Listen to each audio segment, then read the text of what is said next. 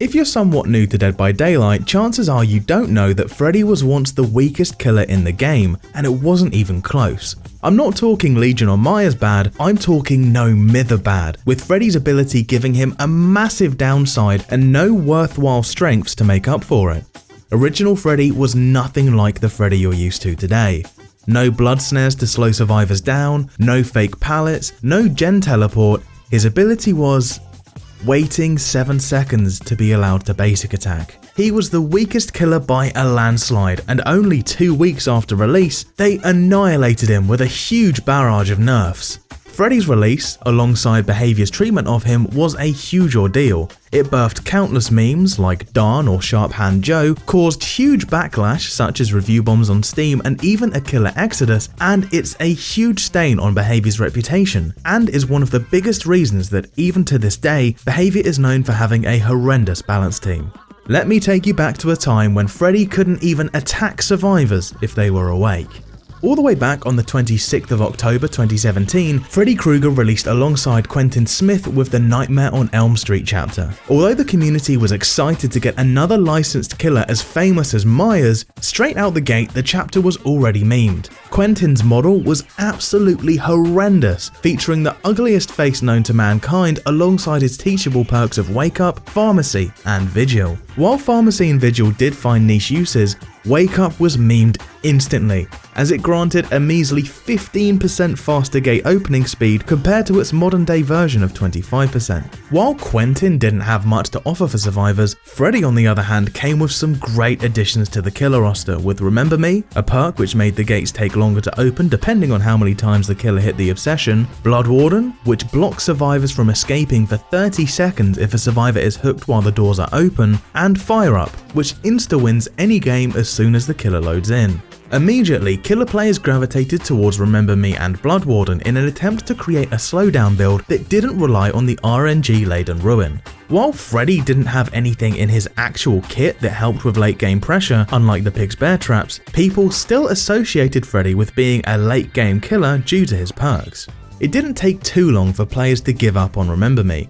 Although it certainly was nice when it worked, it was still a pretty big gamble, as the perk simply wouldn't work if the obsession was the one opening the doors, and you couldn't guarantee that the obsession would be dead, as back then, if somebody was the obsession, chances are they had Decisive Strike, which was still mega powerful, so if anything, the obsession was more likely to be alive than anyone else. Blood Warden stuck around for significantly longer and actually still sees some degree of use today, but unfortunately the community overvalues it, with the perk never getting activated most of the time since survivors tend to just leave when the doors are open. Keep in mind, Blood Warden only activates if a survivor is hooked after the doors are open, not after they're powered. And then there was Freddy himself. He released with a completely different kit to the one you're used to today. As Survivor, it was actually a really immersive experience playing against Freddy, because when you were awake, you couldn't see him at all, even if he was 2 steps in front of you. All you got was his constant lullaby alongside watching the grass move as he walked around, trying to find his next victim. The experience for Killer, however, was much less appealing. When loading into a match as Freddy, you were greeted with horrendously poor vision due to being in the dream world, and your only ability was putting survivors to sleep. That's it. No special attack, no way to slow survivors, no fake pallets, just sleep. When holding your ability out, you could put 1 survivor to sleep at a time from a close range. When attempting to attack a survivor, nothing. That's right, Freddy simply couldn't attack survivors who were awake. So you pull your ability out and mark a survivor. Once Freddy has initiated a survivor's transition into the dream world, Freddy would be slowed drastically, similar to the nurse's walking speed, for 1 second. And after 7 entire seconds, the survivor would finally be asleep. No movement speed reduction, no blindness, no downsides whatsoever, just 7 seconds of straight god mode for survivors. Now that's done, did Freddy get an alternate ability to use on sleeping survivors? No. After waiting 7 seconds, he finally earned the ability to basic attack a survivor, and that is as far as his active ability goes. There were no special attributes to this basic attack, no extra lunge range, nothing fancy, it was just a standard basic attack. However, sleeping survivors would be affected with debuffs. Healing, gen repairing, and totem cleansing speeds would be slowed by an almighty 50%. Additionally, any asleep survivors who are outside of Freddy's 16-meter terror radius for more than 1 second would have their aura permanently revealed to Freddy until either entering the terror radius again or waking up. They also couldn't see Freddy outside of that terror radius.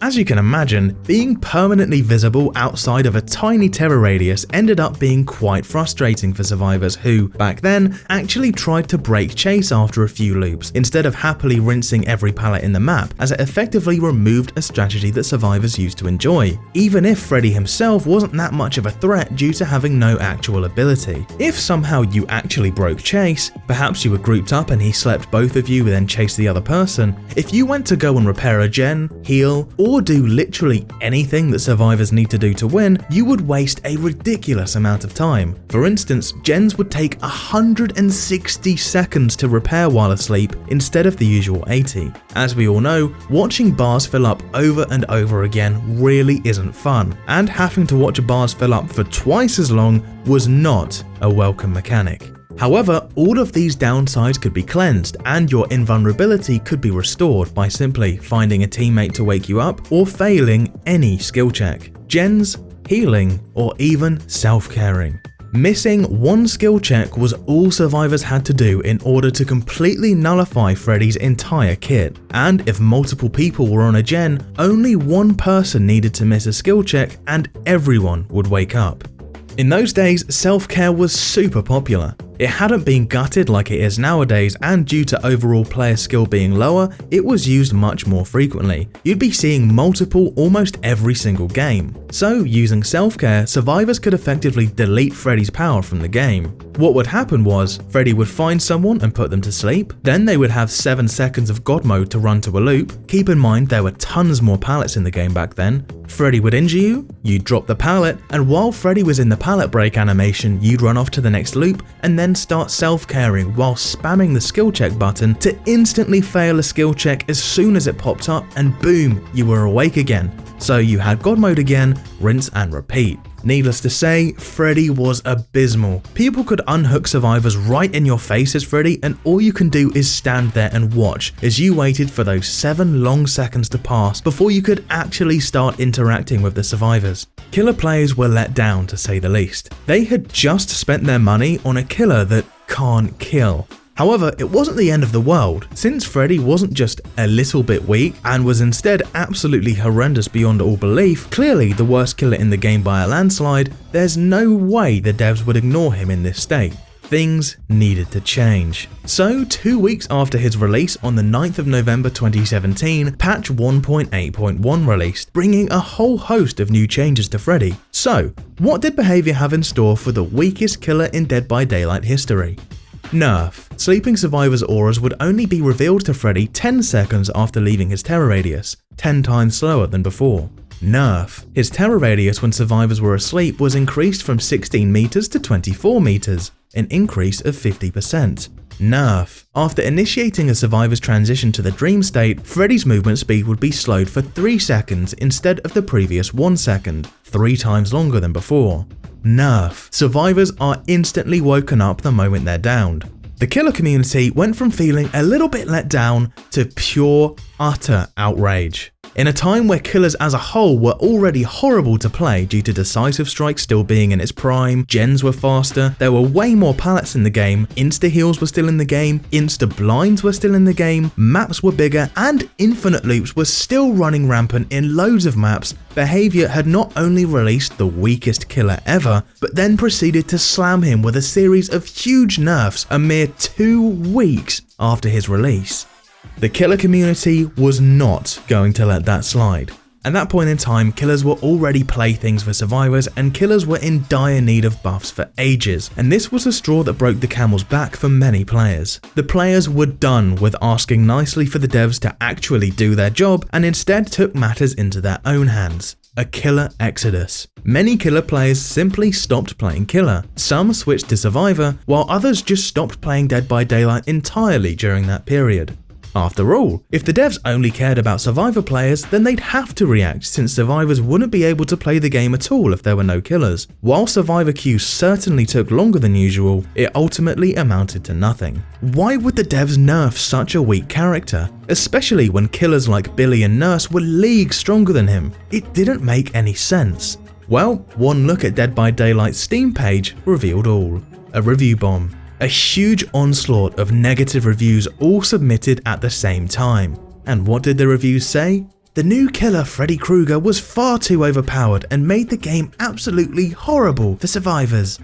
What? Were these people playing a different game? This made absolutely no sense. So what was going on? The problem was a lack of information. In those days, a ridiculously huge portion of the community was made up of very casual players. Players who would simply load up the game every now and then and queue. They didn't keep up with patch notes, new metas, or even read killer descriptions. They just wanted to load up the game and play it. Due to this lack of reading or researching, these lower tier players had no idea about the incredibly easy counter to Freddy of simply failing a skill check, and would instead either spend ages running around trying to find a teammate to manually wake them up, thus losing tons of pressure while the killer killed people, or they would give up and attempt to work through gens while asleep at that massive 50% debuff, which would of course seem absolutely nuts.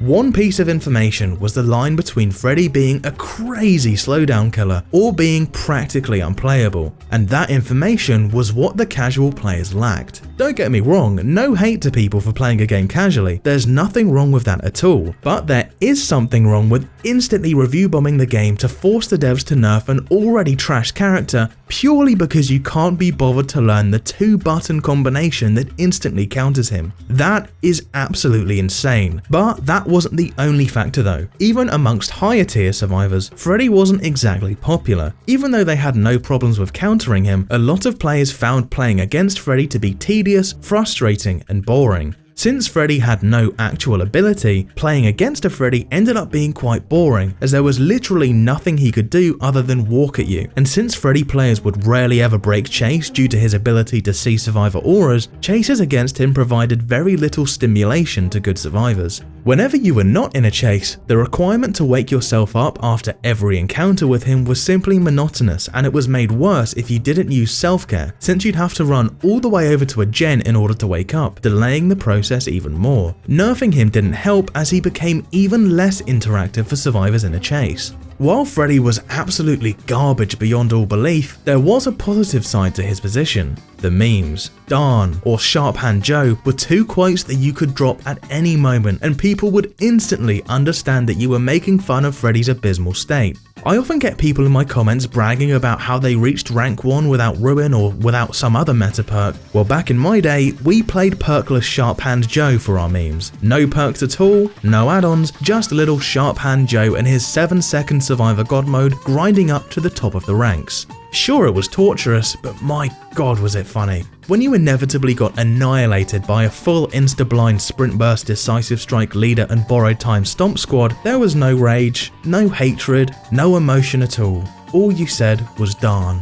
Freddy remained in this embarrassing state until July of 2019 when he finally got his rework, turning him into the killer you're all familiar with today. When he first got his rework, the community immediately deemed him as strong. Not overpowered, but definitely not garbage anymore, with snares being the favoured ability for him. As time went on, the community learned to deal with him better, and he has since fallen out of favour, but still being much better than some other killers, and certainly way better than he used to be. Recently, I've seen a lot of players leaning more towards fake pallets instead of the snares, but time will tell if that remains the favoured ability or if players go back to snares. This now leaves us with one question. What do you think is better, snares or fake pallets? Each has their upsides and downsides, but I personally lean towards the snares just because you don't have to rely on preset pallet spawns. Additionally, I recently played a match with the fake pallets and there were only 3 places on the entire map I could place the fake pallets, meaning that every single possible pallet spawn -3 spawned. So yeah, I think I'll go with snares for now.